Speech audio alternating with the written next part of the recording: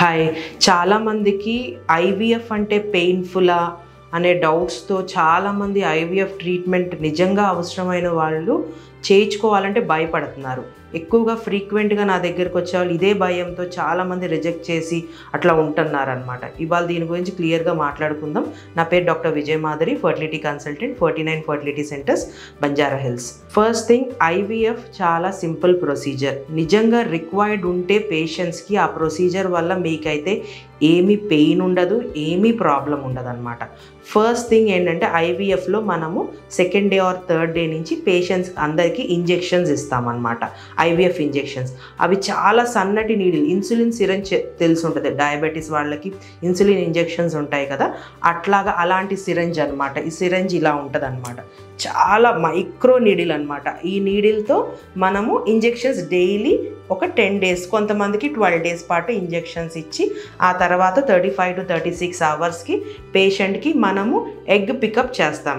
ఈ egg pickup or ovum pickup అనేది anaesthesia ఇచ్చి మత్తు ఇచ్చి చేస్తాం. కొంతమందికి ఐవీ ఇంజెక్షన్ ద్వారా చిన్న మత్తు ఇస్తాం, కొంతమందికి డైరెక్ట్గా జనరల్ ఎనస్థీసియా ఇస్తాము, నోట్లో ఒక ట్యూబ్ వేసి అట్లా డిఫరెంట్గా ఇస్తాం. ఏది ఇచ్చినా కూడా కంప్లీట్గా పేషెంట్ అనేది పెయిన్లెస్లో ఉంటారనమాట. అంటే పడుకొని ఉంటారు, మీకు పెయిన్ అనేది తెలియదు. ఆ నీడిల్ కూడా మనం త్రూ వెజైనా పంపిస్తామన్నమాట. అది కూడా ఒక సన్నటి నీడిల్, త్రూ వెజైనా సన్నటి నీడిల్. ఇది చూడండి, చాలా సన్నగా ఉంటుంది ఈ నీడిల్ కూడా. ఈ నీడిల్ ద్వారా మనము ఎగ్ పికప్ అనేది చేస్తాం. మీరు ఎలాగో ఎనస్థీసియాలో ఉంటారు కాబట్టి పెయిన్ అనేది మీకు 100% తెలియదు. నెక్స్ట్ వచ్చేసి ఎంబ్రియో ట్రాన్స్ఫర్ అనే ప్రొసీజర్ ఉంటుంది. ఈ ప్రొసీజర్ ఏంటి అంటే మనము ఎంబ్రియోస్ ఫామ్ చేస్తాం ఎగ్ పికప్ తర్వాత. ఈ ఎంబ్రియోస్ డైరెక్ట్గా గర్భసంచిలో వేస్తామన్నమాట ఆడవాళ్ళకి. ఆ గర్భసంచిలో వేసే ప్రొసీజర్ కూడా పెయిన్లెస్సే అనమాట. అండ్ ఆ ట్యూబ్ ఒక 1 mm ఉంటుంది, సన్నటి ట్యూబ్, అండ్ చాలా ఫ్లెక్సిబుల్గా కూడా ఉంటుంది అనమాట ఈ ట్యూబ్ ద్వారా మనం గర్భసంచిలోకి ఎంబ్రియోస్ తీసుకెళ్ళి ప్లేస్ చేస్తాం.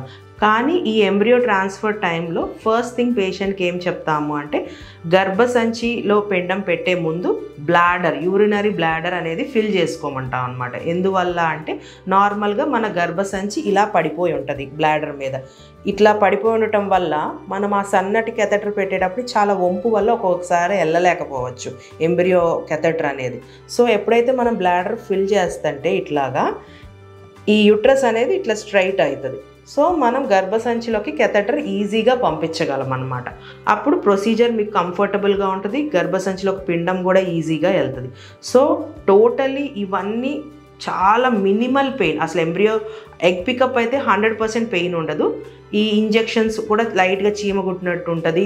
అండ్ ఈ ఎంబ్రియో గర్భసంచిలోకి పెట్టేది కూడా చాలా లైట్ ప్రొసీజర్. కాకపోతే మీరు బ్లాడర్ హోల్డ్ చేసుకోవడం అనేది నేర్చుకోవాలి. కొంచెం డిస్కంఫర్ట్ ఉండొచ్చు కానీ పెయిన్ అయితే 100% ఉండదు.